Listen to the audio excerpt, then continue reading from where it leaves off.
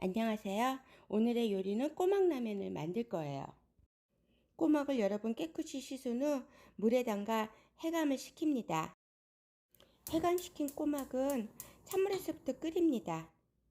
끓기 시작하면은 오른쪽으로 돌려주시고요.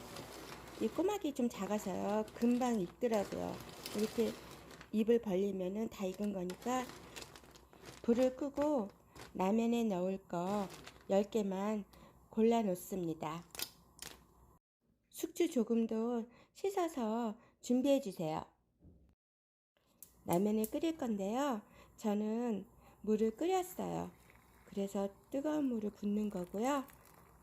뜨거운 물을 부으니까 이제 금방 끓더라고요. 라면 끓일 물은 물이 2고요. 그 다음에 꼬막 삶은 물이 1이에요. 이렇게 놓고서는 라면 물을 잡았어요.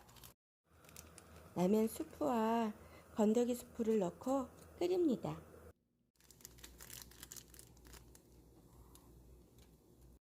라면을 넣어주세요. 저는 라면은 잘 안 잘라요. 이렇게 길게 먹어야지 더 맛있는 것 같더라고요. 밑에를 넣고서는 조금 익힌 다음에 뒤집어주면은 똑같이 익더라고요. 면을 젓가락으로 올렸다 내렸다 해야지 더 쫄깃해진다는 거 아시죠? 근데 저는 지금 영상을 찍어야 하기 때문에 그럴 시간이 없어서 바로 그냥 숙주를 넣고요. 익혀놓은 꼬막을 넣었어요. 계란 1개를 풉니다. 마지막으로 파를 올려주시면요.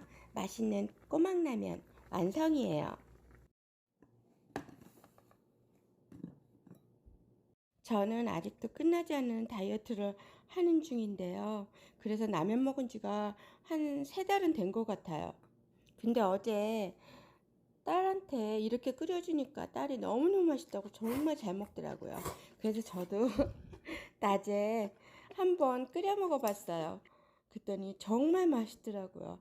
꼬막을 삶아가지고 그물로 바로 해도 좋은데 저는 아무리 깨끗이 씻고 해감을 해도 꼬막살에 뻘들이 조금이라도 묻어 있어서 그냥 그 재물에다가는 못 끓이겠더라고요.